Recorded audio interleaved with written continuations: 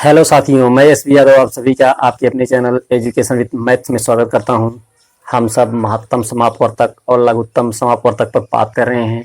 हमने जब अपना पहला वीडियो रिलीज किया था तो उसमें अपवर्तक, समापवर्तक और महत्तम समापवर्तक पर बात किया था। आज हमारा जो दूसरा वीडियो है इसमें हम अपवर्त, समापवर्त और लघुत्तम समापवर्त पर बात करेंगे। तो ज़्यादा वक्त आपका ना लेते हुए आइए अपने नियम पर चलते हैं। पहले हम नियम पर बात करेंगे महत्तम समापवर्तक एवं लघुत्तम समापवर्तक के।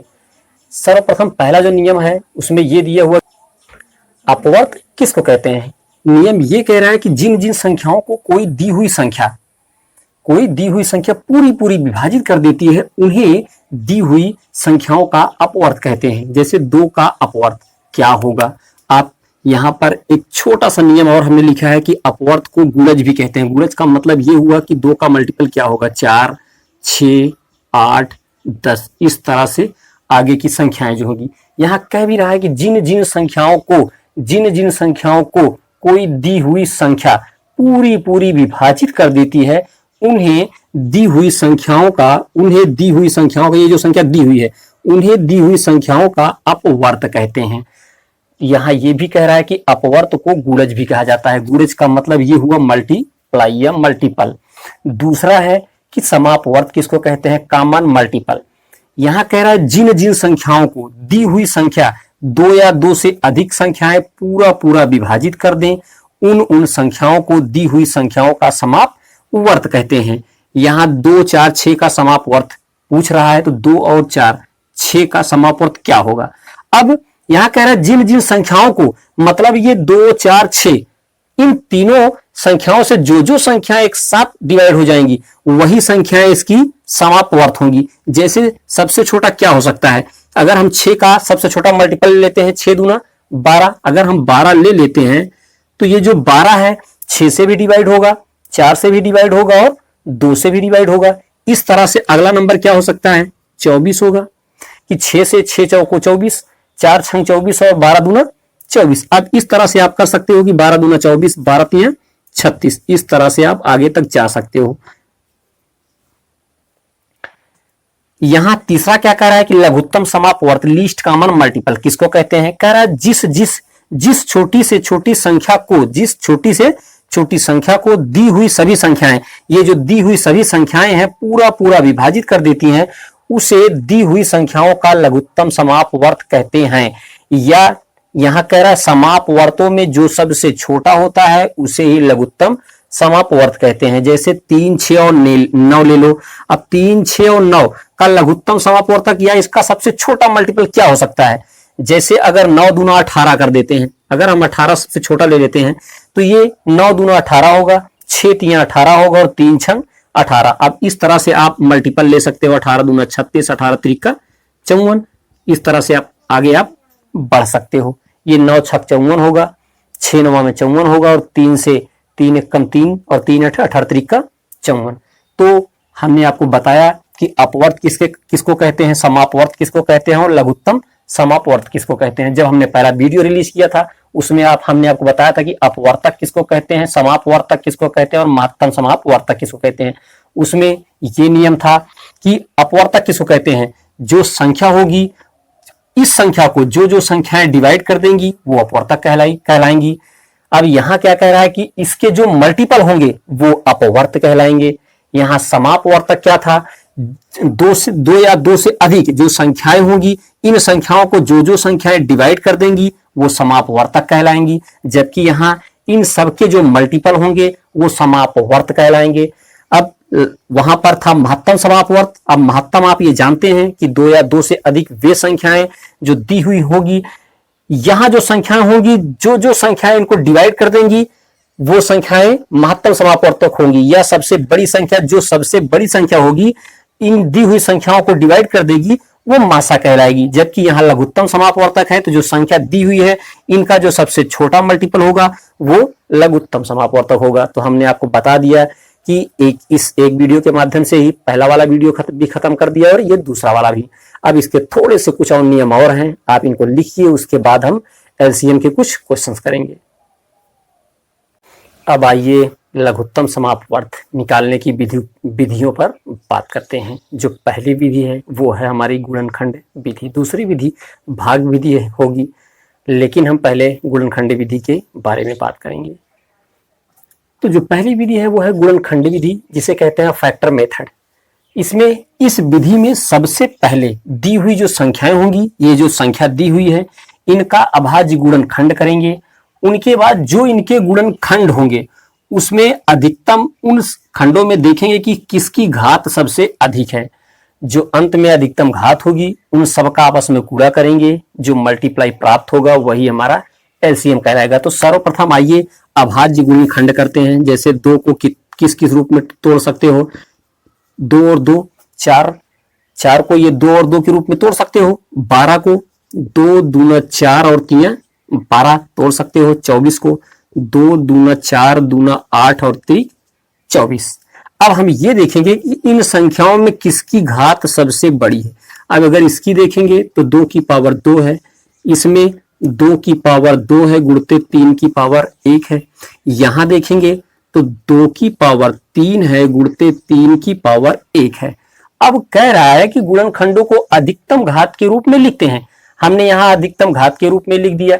अंत में अधिकतम घात वाले गुणनखंडों का आपस में गुणा करते हैं। अब देखो यहाँ 2 की पावर 2 है, यहाँ 2 की पावर 2 है, जबकि यहाँ 2 की पावर 3 है।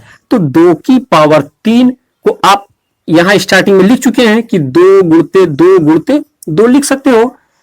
गुणनखंडों का आपस में गुणा करते हैं। और यहाँ अब अधिकतम घात 3 की पावर 1, 3 की पावर 1 यहाँ तो है नहीं, तो यहाँ भी 3 की पावर 1, तो इसको तो सिर्फ 3 ही लिखेंगे। या तो आप ऐसे कीजिए कि 2 की पावर 2 गुणते 3 की पावर 1, तो 2 दूना 4 दूना 8 गुणते 3 एकम 3 बराबर 24 लिख लेना। या आप ऐसे भी कर सकते हो कि 2 दूना 4 दूना 8 होगा, ये 3 एकम 3 ही होगा, और 8 और 3 का जब मल्टीप्लाई करेंगे तो प्राप्त कितना होगा 24। तो जो प्राप्त गुणनफल ही हमारा एलसीएम या लासा कहलाता है। अब आप ये देख लीजिए कि लघुत्तम समापवर्तक निकालने की 2 विधियां हैं। गुणनखंड विधि पहली है, दूसरी भाग विधि है। गुणनखंड विधि में क्या करेंगे, सर्वप्रथम ये जो संख्या दी हुई है इनका अभाज्य गुणनखंड करेंगे। गुणनखंड करने के बाद आप इनको अधिकतम घात के रूप में लिख लेना। अधिकतम घात यहां हम लिख देते हैं अभाज्य गुणनखंड। अभाज्य गुणनखंड कर दिए हैं। उसके बाद यहां आप अधिकतम घात के रूप में लिख लेना।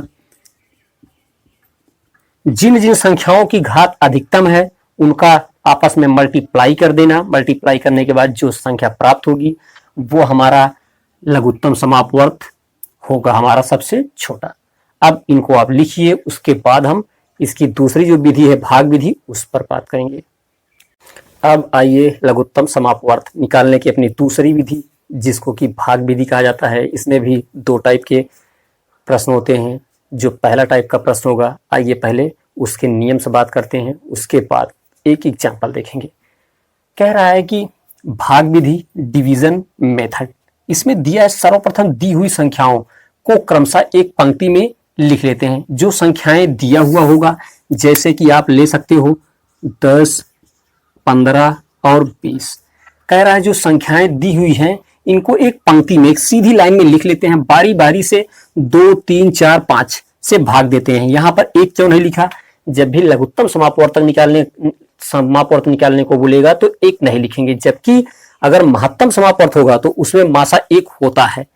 तो 2, 3, 4, 5 से भाग देंगे इन संख्याओं को। जब किसी संख्या में भाग ना जाए, जब इन संख्याओं में किसी एक संख्या से डिवाइड करेंगे, 2 या 3 से या 4 से या 5 से या उसकी अगली संख्या से, जब संख्या में भाग ना जाए तब उसे ज्यों का त्यों, वैसे का वैसा उसको वहीं पर लिख देते हैं। अगले क्रम में उसके जो संख्या लिखे रहोगे उसके भाजक से उसको डिवाइड कर दोगे, उसके भाजक से उसको भाग देते हैं। जब सबका भागफल 1 प्राप्त हो जाए तब सभी भाजकों का आपस में गुणा कर लेते हैं और प्राप्त गुणनफल ही लासा कहलाता है। आइए एग्जाम्पल के थ्रू देखते हैं।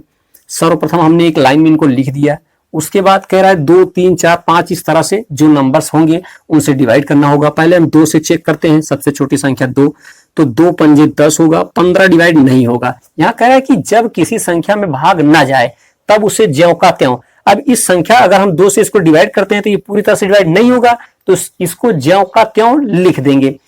अब इसको देखते हैं तो ये 2 से डिवाइड हो रहा है 10 बार में, फिर अगले क्रम में उसके भाजक से भाग देंगे। अब पहले हम चेक करेंगे कि 2 से और डिवाइड होने लायक है कि नहीं है, नहीं तो इसके भाजक से या इसके भाजक से डिवाइड करेंगे। अगर ये 10 है तो 2 से भी एक बार डिवाइड होने लायक और है, 5 और 15, इनको वैसे उतार दोगे। 10 को डिवाइड करोगे तो 2 पंजे 10। अब अगला नंबर 3 हो सकता है, जबकि 3 यहां 15 है, डिवाइड होगा 3 से तो 3 से डिवाइड करते हैं। 5 नहीं डिवाइड होगा तो ज्यों का त्यों उतार देंगे। 3 5 15 होगा, फिर 5 नहीं डिवाइड होगा तो ज्यों का त्यों उतार देंगे। अब अगली संख्या 4 से तो ये संख्याएं डिवाइड होगी नहीं, 5 से डिवाइड होंगी तो 5 से डिवाइड कर देते हैं। 5 एकम 5, 5 एकम 5 और 5 एकम 5। अब जब कह रहा है सबका भागफल 1 प्राप्त हो जाए, भागफल जो होगा वो 1 प्राप्त हो जाए, तब सभी भाजकों का ये जो भाजक हैं जिनसे हमने इनको भाग किया था आपस में गुणा कर देते हैं। इनको आप लिख सकते हो 2 × 2 × 3 × 5। अब सबका आपस में मल्टीप्लाई कर दो, 2 दूना 4, 4 तियां 12 और 12 पंजे 60। जो गुणनफल प्राप्त हुआ वह हमारा लासा कहलाता है। तो जो गुणनफल प्राप्त हुआ वो हमारा लासा कहलाता है। अब इन नियम्स को आप पढ़िए और एक क्वेश्चन हमने आपको यहां पर दे दिया है, आप और सारी नंबर्स लिख कर सकते हैं, जैसे 2 4 6 का या 15 25 का 30 का आप करके एलसीएम निकाल सकते हो। ये भाग विधि की पहली विधि थी। अब भाग की हम अपनी दूसरी विधि पर बात करेंगे। अब आइए भाग की हम अपनी दूसरी विधि पर बात करते हैं। जो हमारी दूसरी विधि है, इस विधि में सर्वप्रथम भाग विधि से 2 संख्याओं का मासा ज्ञात करते हैं। उसके बाद एक सूत्र है, पहली संख्या गुणते दूसरी संख्या बराबर दोनों संख्याओं का मासा गुणते दोनों का लासा। नियम का प्रयोग करके उनका लासा ज्ञात करते हैं। जैसे कि संख्या 124 तथा 360, सर्वप्रथम इनका हम का लासा निकालना है। पहले हम इनका मासा निकालेंगे। इस विधि से सर्वप्रथम भाग विधि से 2 संख्याओं का मासा निकालते हैं। तो भाग विधि यूज कैसे होती है, पहले छोटी संख्या से दूसरी, अगर 2 संख्याएं दिया हुआ है तो छोटी संख्या से बड़ी संख्या को डिवाइड करो। 360।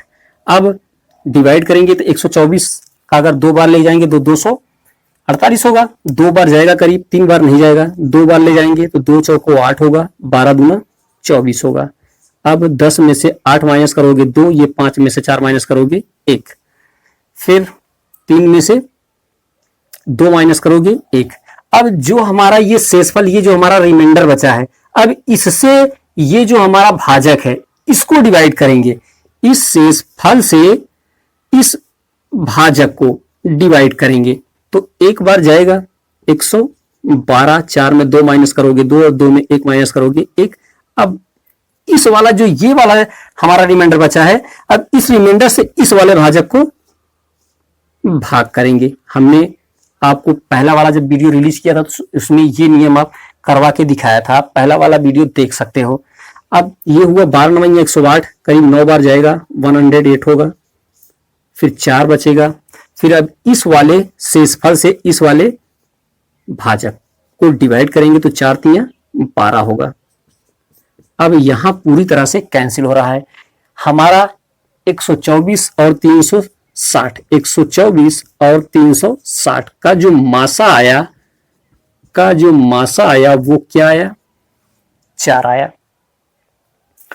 अब आगे करना क्या है कि अब यहां पर कह रहा है कि 2 संख्याओं का मासा हमने ज्ञात कर लिया, कह रहा है उसके बाद सूत्र का प्रयोग करेंगे। पहली संख्या गुणते दूसरी संख्या बराबर दोनों का मासा गुणते दोनों का लासा। अब पहली संख्या है, यहां आप लिख लीजिए, पहली संख्या गुणते दूसरी संख्या बराबर दोनों का मासा, मतलब HCF कह सकते हो, फिर दोनों का लासा मतलब LCM कह सकते हो। अब पहली संख्या क्या थी, 124 थी इंटू 360 थी, इक्वल टू, अब HCF क्या आया है, 4 आया है तो यहां 4 लिखेंगे। गुणते हमको लासा निकालना है, LCM हमको निकालना है, तो यहां 4 मल्टीप्लाई में इधर आएगा तो डिवाइड में होगा, तो यहां LCM लिखना या लासा बराबर होगा 124 इंटू 360 अपान में 4। अब 4 से डिवाइड किसी को भी कर दो, 36 को कर दो, 4 9 36 होगा। अब इनका मल्टीप्लाई कर दो, एक 0 है तो यहां 0 उतारेंगे, 9 चौको 36 होगा, फिर 12 9 108 3 111 होगा। तो जो LCM आया, जो लासा आया वो आया 11,160। तो 124 तथा 360 का जो लासा होगा वो 11,160 होगा। आप ये विधि देख सकते हो, ये विधि थोड़ा कठिन है, आपको 1 से 2 बार चेक करना होगा, तब ये नियम आपको याद होंगे। तो इन नियम्स को लिखिए, उसके बाद कुछ और नियमों पर बात करेंगे, फिर क्वेश्चन पर चलेंगे। अब लास्ट में एक छोटा सा नियम है भिन्न पर आधारित, कि जब भी कभी भिन्न p/q के रूप में नंबर्स दिए होंगे, उसमें आपसे एलसीएम और एचसीएफ पूछ सकता है।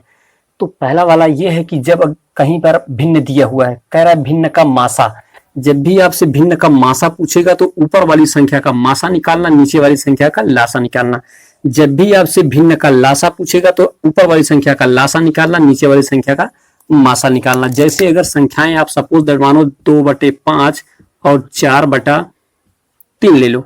अब कह रहा है इनका यदि मासा निकालना होगा, अगर हम मासा निकालेंगे तो ऊपर वाली संख्या का मासा निकालेंगे। मासा का मतलब वो बड़ी से बड़ी संख्या जो दोनों को डिवाइड करते, 2 1 कम 2 2 दूना 4, तो इनका जो मासा होगा वो 2 होगा।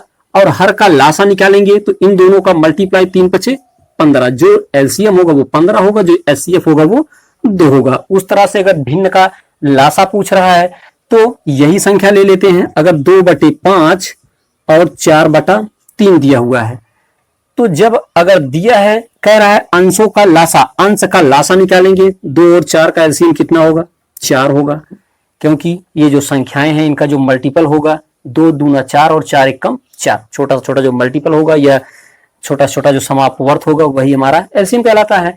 तो इसका जो ऊपर वाली संख्या का लासा निकाल लेंगे, नीचे वाली संख्या का मासा निकाल लेंगे, तो 5 और 3 का जो मासा होगा वो 1 होगा। बस यही इतने नियम थे।